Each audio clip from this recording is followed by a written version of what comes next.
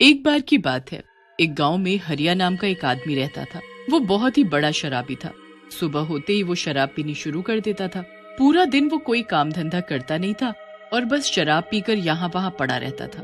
हरिया की पत्नी मीना बेचारी बहुत ही अच्छी और सीधी औरत थी। वो हरिया की शराब पीने की आदत से बहुत परेशान थी, क्योंकि हरिया ना तो काम करता, ना ही उसे बात करने की तमीज थी। मीना उससे बहुत ही दुखी थी, पर वो करती भी तो क्या। उसका इस दुनिया में हरिया के अलावा कोई था भी तो नहीं। एक दिन की बात है, जब मीना खाना बना रही होती है, पर उसे थोड़ी देर हो जाती है। अरे कहाँ मर गई मीना की बच्ची, इतनी देर से मैं भूखा हूँ। तू क्या मुझे भूखा मारना चाहती है? जी वो परसों होली है ना, तो मैं आज गुजिया बना रही थी, बस उसी में देर हो गई। पर मैं बस अभी खाना लेकर आई। मीना फिर जैसे ही हरिया के लिए खाना लेकर आती है, हरिया खाना फेंक कर मारता है। मीना बेचारी सारी जल जाती है और रोने लगती है। हरिया घर में रखे रंग निकाल कर लाता है और बुरी तरह मीना के मुंह पर मलने लगता है। मीना बेचारी बहुत चिल्लाती है, मुझे छोड़ दो, नहीं नहीं नहीं खेलूंगी अब, मुझे छोड़ दो, मुझे छोड़ दो। हरिया मीना की एक नहीं सुनता। वो उसे बुरी तरह रंग लगाता ही रहता है और फिर उसे मारना पीटना शुरू कर देता है। वो मीना को इतना मारता है कि मीना का सर फट जाता है। मीना बेचारी चिल्लाने की खूब कोशिश करती है, पर उसकी आवाज घर के बाहर तक पहुंच ही नहीं पाती। हरिया मार पीट कर शराब के नशे में बेहोश पड़ा रहता है। मीना भी बेचारी उठने की हालत में नहीं होती। उसके सर से खून बहता रहता है। अगले दिन जब हरिया को होश आता है, तो वो मीना को देखकर घबरा जाता है। अरे ये तो मर गई है, अब मैं इसका क्या करूं? इसकी लाश को कहीं ठिकाने लगाना पड़ेगा। हरिया मीना की लाश को उठाता है और उसे कहीं छुपाने की सोचता है। उसे कोई ऐसी जगह ही नहीं मिलती जहां वो लाश को छुपा सके, पर फिर उसे सामने होली की लकड़ियां इकट्ठी रखी हुई दिखती है। अरे वाह, ये बढ़िया जगह है। क्यों ना मैं मीना की लाश को इसी में छुपा दूं, किसी को शक भी नहीं होगा और आज शाम को होली के साथ मीना की लाश इसी में जलकर राख हो जाएगी। बस फिर हरिया ऐसा ही करता है। जब आसपास कोई नहीं होता, वो मीना की लाश को उसी लकड़ियों के बीच छुपा देता है और वहां से चला जाता है। अब शाम को लोग होलिका दहन के लिए वहां इकट्ठे होने लगते हैं। सब बड़े खुश होते हैं। सबके हाथों में जौ और गुलाल होता है। फिर थोड़ी देर में होलिका दहन होता है। किसी को इस बात का जरा भी पता नहीं चलता कि अंदर मीना है। लोग तो अपने मजे से खुशियां मना रहे होते हैं, नाच गा रहे होते हैं। सब एक दूसरे को बधाई दे ही रहे होते हैं कि अंदर मीना का शरीर जलना शुरू हो जाता है। अंदर मीना का शरीर जल रहा होता है और बाहर लोग होली की खुशियां मना रहे होते हैं। जब लोग खूब थक जाते हैं तो फिर अपने अपने घर चले जाते हैं और उनके जाने के बाद होलिका से चुड़ैल निकलती है। मार डाला मुझे और मेरे मरने पर खुशियां मना रहे हो, अब मैं सबको मार डालूंगी, सबको। बस फिर चुड़ैल गुस्से में पागलों की तरह यहाँ से वहां गांव में घूमने लगती है। वो एक एक करके सबके घर के बाहर जाती है और खून से उनके घर के बाहर लिख देती है, अगर होली खेली तो मारे जाओगे। पूरी रात चुड़ैल यही करती है। हर एक घर के बाहर ऐसा ही लिख देती है और गांव में बाकी जगह पर भी यही सब लिख देती है। अगली सुबह जब लक्ष्मी भैंसों का चारा डालने के लिए उठती है, तो उसे अपनी दीवार पर बड़ा बड़ा लिखा कुछ दिखता है। वो पढ़कर बड़ी हैरान हो जाती है और पड़ोस से राजू को आवाज देती है। राजू भी उसे पढ़ने लगता है और बताता है कि उसके घर भी यही लिखा हुआ है। राजू और लक्ष्मी बात कर ही रहे होते हैं कि तभी वहाँ से जगिया गुजरता है। अरे क्या तुम्हारी दीवार पर भी यही लिखा है? तुम्हारी मतलब? पूरे गांव में हल्ला हुआ पड़ा है, हर घर के बाहर यही लिखा है, और तो और पूरे गांव में हर जगह खून से यही लिखा हुआ है कि अगर होली खेली तो मारे जाओगे। क्या बेकार की बातें हैं, ये सब किसी का मजाक है और कुछ नहीं। ऐसे कैसे कोई किसी को मार देगा? मैं ये सब नहीं मानता। भाई जो भी हो, मैं तो इन सबसे बहुत डरता हूँ। कहीं ये किसी ने जादू टोना तो नहीं किया। मैं तो नहीं खेलूंगा होली, मैं मरना नहीं चाहता। जगिया तो वहाँ से चला जाता है और राजू इस बात पर यकीन ही नहीं करता। गांव में हड़कंप मचा हुआ होता है। कुछ लोग इस बात को गंभीरता से लेते हैं तो कुछ मजाक उड़ाते हैं। जो लोग इस बात का मजाक उड़ा रहे होते हैं, चुड़ैल वहीं खड़ी उन्हें गुस्से से देख रही होती है। अच्छा, तुमको ये मजाक लग रहा है? ऐसा है तो होली खेल कर दिखाओ। जिसने आज होली खेली वो मारा जाएगा। उसके घर होगी फिर खून की होली। सबसे पहले राजू होली खेलनी शुरू करता है। उसने खूब दारू पी रखी होती है और वो अपने घर के आंगन में खूब चिल्ला चिल्ला कर अकेले ही होली खेलने लगता है। होली है भाई, होली है, पुराना मानो होली है। मैं तो खूब होली खेलूंगा भैया, जैसे अगर मुझे मारना हो तो मार कर दिखा दे। अच्छा, इसकी इतनी हिम्मत की होली खेलेगा? दारू पीकर पागलों की तरह होली खेल रहा है। इसको तो मैं अभी बताती हूँ, इसके साथ तो अब मैं होली खेलूंगी। राजू रंग उड़ा उड़ा कर होली खेल ही रहा होता है कि अचानक उसके सामने चुड़ैल आ खड़ी होती है। चुड़ैल के दोनों हाथों में रंग होता है। राजू चुड़ैल को देख उसे घूरने लगता है। चुड़ैल उसके मुंह पर बुरी तरह रंग रगड़ने लगती है। राजू अपने आप को छुड़ाने की कोशिश करता है, पर चुड़ैल उसे रगड़ना नहीं छोड़ती। मैंने बोला था ना, जो होली खेलेगा मारा जाएगा। फिर तेरी हिम्मत कैसे हुई आज होली खेलने की? अब तो तुझे इसकी सजा भुगतनी ही पड़ेगी। अब तू नहीं बच पाएगा। चुड़ैल खूब खुश होती है और राजू को इतना रगड़ रगड़ कर रंग लगाती है कि यह सांस ही नहीं ले पाता और मर जाता है। उसके बाद चुड़ैल खुश होकर वहां से चली जाती है और जो जो उसे होली खेलता देखता है वो उसको तब तक रंग लगाती है जब तक वो मर ना जाए। पूरे गांव में चुड़ैल जाने ऐसे कितने लोगों को मार डालती है। फिर जैसे ही चुड़ैल यहाँ वहाँ घूम रही होती है कि तभी उसे कुछ आवारा लड़के होली मनाते दिखते हैं और वो आती जाती लड़कियों को छेड़ रहे होते हैं।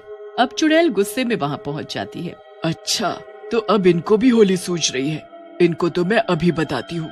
चुड़ैल के दोनों हाथों में रंग भरे होते हैं और वो चिल्लाते हुए उन लड़कों के पास जाती है। मैंने बोला था ना होली मत खेलो वरना मारे जाओगे, ये जरूर इस चुड़ैल का काम था। हाँ, वो मैंने ही लिखा था, पर तुम लोगों ने मेरी बातों को मजाक में लिया। अब तुम सब के सब मारे जाओगे। वो लड़के भागने की कोशिश करते हैं और चुड़ैल एक झटके से उन्हें जमीन पर पटक देती है। जो भी होली खेलेगा मुझसे बच नहीं पाएगा। तीनों लड़के हाथ जोड़कर चुड़ैल के आगे रोने लगते हैं, पर चुड़ैल उनकी एक नहीं सुनती। वो रंग लेकर तीनों के मुंह पर मलना शुरू कर देते हैं। तीनों लड़कों की हालत बहुत ही बुरी हो जाती है। वो चिल्लाने लगते हैं। धीरे धीरे वहाँ लोगों की भीड़ लगने लगती है। पूरे गांव में हल्ला हो जाता है कि चौक पर चुड़ैल है। सारा गांव वहाँ चुड़ैल को देखने इकट्ठा हो जाता है। चुड़ैल से लोग पूछने लगते हैं कि उसने पूरे गांव में क्यों लिखा और उसे होली से क्या दिक्कत है। मुझे होलिका में जलाकर मार डाला तुम लोगों ने, इस गांव के लोगों ने। अब मैं किसी को नहीं छोड़ूंगी। मैं उसी होलिका में अंदर जख्मी हालत में पड़ी थी। मैं इतना चिल्लाई पर तुम लोगों ने मेरी नहीं सुनी, मुझे जला दिया।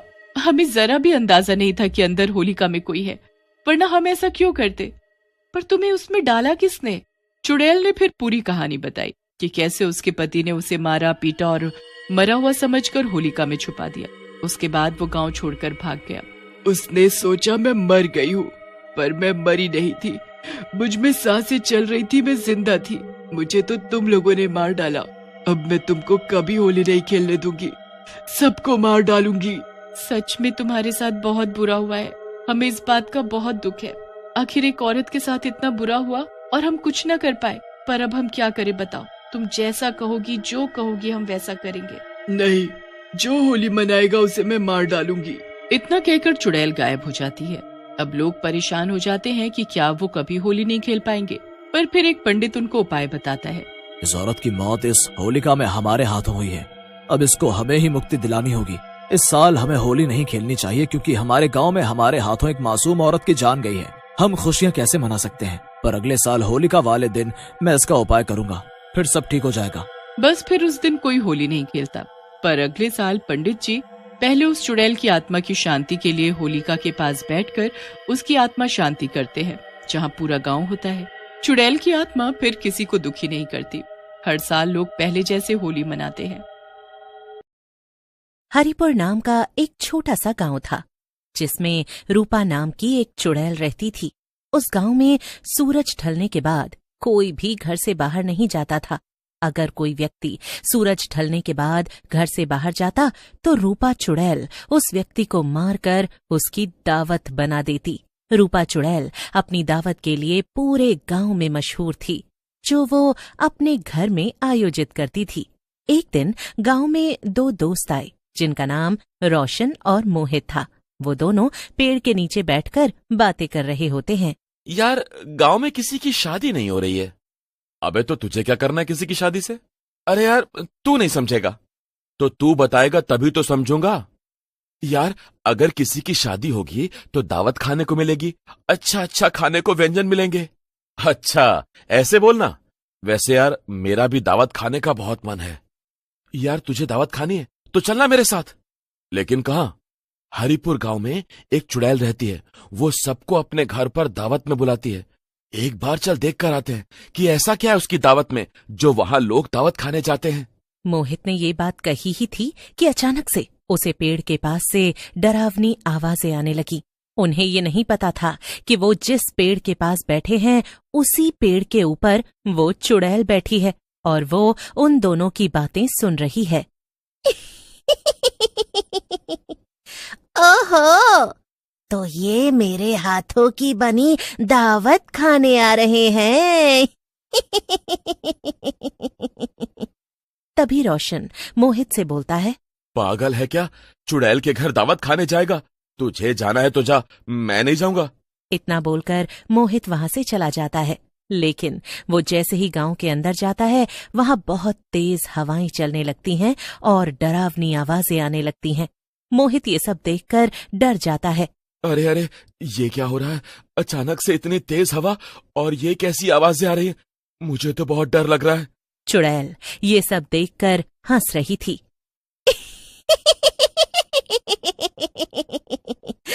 आओ आओ, मेरे हाथ की दावत खाने आए थे ना। मोहित को डर तो बहुत लग रहा था, लेकिन वो सोच रहा था कि अगर वो बिना दावत खाए चला गया तो रोशन उसका मजाक बनाएगा। आज मैं भी चुड़ैल की दावत में जाकर देखता हूँ कि ऐसा क्या है जो ये चुड़ैल सबको बुलाती है और गांव में इसकी इतनी वाह वाह होती है। मोहित ये सोचकर चुड़ैल के घर जाने लगता है। आवाजें और तेज होने लगती हैं। जैसे ही वो दरवाजे के पास पहुंचता है उसे अंदर से किसी के हंसने की जोर जोर से आवाज आती है। आज तो दावत में सबको मजा आएगा। आज की दावत ऐसी होगी जैसी किसी ने सोची भी नहीं होगी। मोहित ये सब जानते हुए भी चुड़ैल के घर के अंदर चला जाता है। जब वो अंदर जाता है तो देखता है कि वहां कई दूसरे भूत, चुड़ैल, आत्माएं आई हुई थीं। मोहित घबराते हुए मन में सोचता है, इतने सारे भूत, चुड़ैल और आत्माएं आई हुई हैं चुड़ैल की दावत में। मोहित ये सब देखकर सहम जाता है। मोहित के मन में बहुत सारी चीजें चल रही थी, लेकिन वो रूपा चुड़ैल के आगे कुछ नहीं कर सकता था। चुड़ैल सभी आए मेहमानों और उनके साथ आए लोगों का स्वागत करती है। आइए, आप लोगों का दावत में स्वागत है। फिर चुड़ैल सबको खाना परोसने लगती है। ये मेरे विशेष व्यंजन हैं। इन्हें खाने से तुम्हें अलौकिक शक्तियां मिलेंगी। हाँ, एक बार खाओगे तो बार बार मांगोगे। अच्छा, चाहे इस खाने के व्यंजन में अलौकिक शक्तियां ही क्यों ना हो, पर मुझे नहीं चाहिए। मुझे ये देखकर उल्टी आ रही है। मोहित खाना खाने से मना कर देता है और वहां से जाने लगता है, लेकिन रूपा चुड़ैल उसे रोकती है और बोलती है, नहीं, अब तुम ये खाए बिना नहीं जा सकते। अगर तुमने ये खाना नहीं खाया तो तुम्हें हम सबका भोजन बनना पड़ेगा। मोहित बहुत ज्यादा डर जाता है और उसके पसीना निकलने लगता है। अगर मैंने ये नहीं खाया तो ये चुड़ैल मुझे मारकर अगली दावत मेरे शरीर की बनाएगी। चल खा ही लेता हूँ, शक्तियां तो मिलेंगी। मोहित ऐसे दिखाता है चुड़ैल को कि उसे कुछ हुआ ही न हो। मोहित लालची था। उसे ये लग रहा था कि वो भोजन खाकर उसे शक्तियां मिल जाएंगी। मोहित लालच में वो भोजन खाने का फैसला करता है, लेकिन उसने जैसे ही एक कौर खाया तो उसने महसूस किया कि वो अपनी शक्तियों को खो रहा है और उसके शरीर में उसे बहुत कमजोरी महसूस होने लगती है। वो ठीक से खड़ा भी नहीं हो पा रहा था। चुड़ैल माँ, ये क्या हो रहा है? मैं अपनी शक्तियों को खो रहा हूँ। मुझे ऐसा लग रहा है कि मेरे शरीर के अंदर से मेरी सारी जान निकल रही है।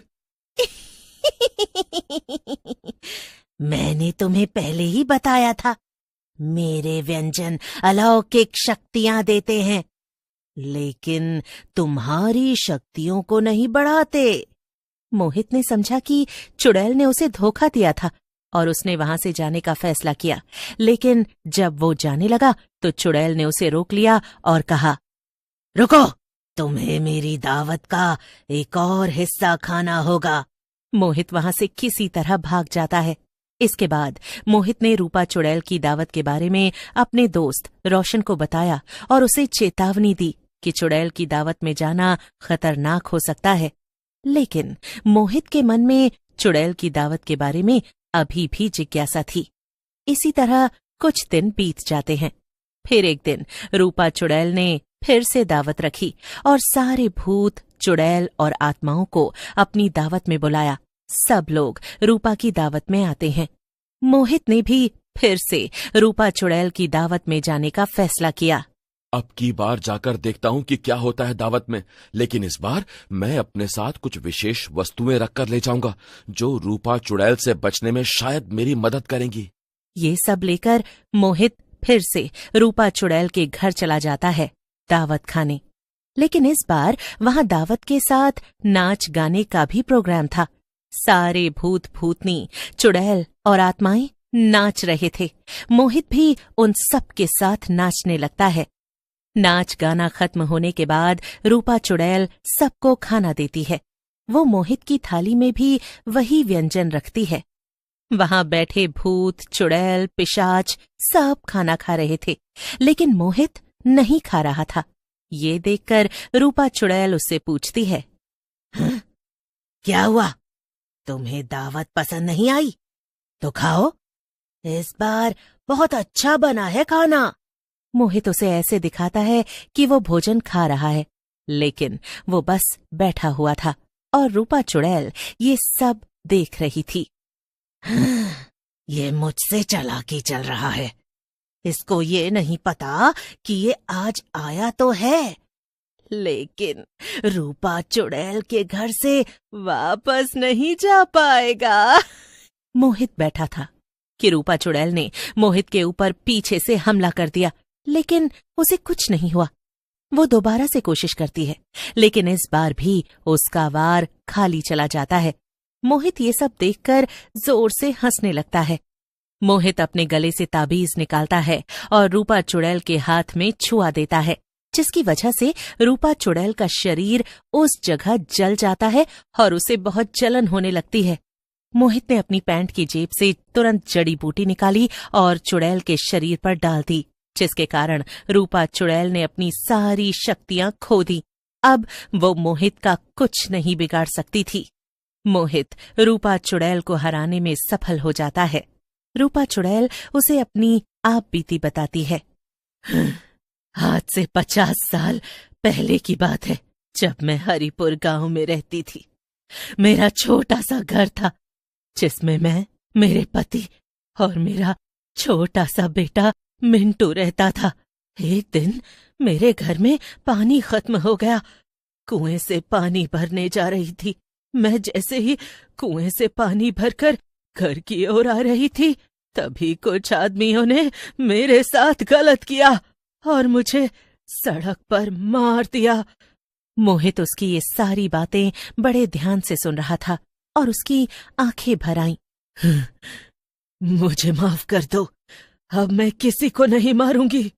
रूपा चुड़ैल ने मोहित की बहादुरी की प्रशंसा की और उसे खास उपहार भी दिया। मोहित उपहार लेकर अपने गांव वापस आ जाता है और सबको रूपा चुड़ैल के बारे में बताता है। अब हरिपुर गांव में जैसे पहले लोग आते जाते थे, वैसा ही फिर से हो गया था।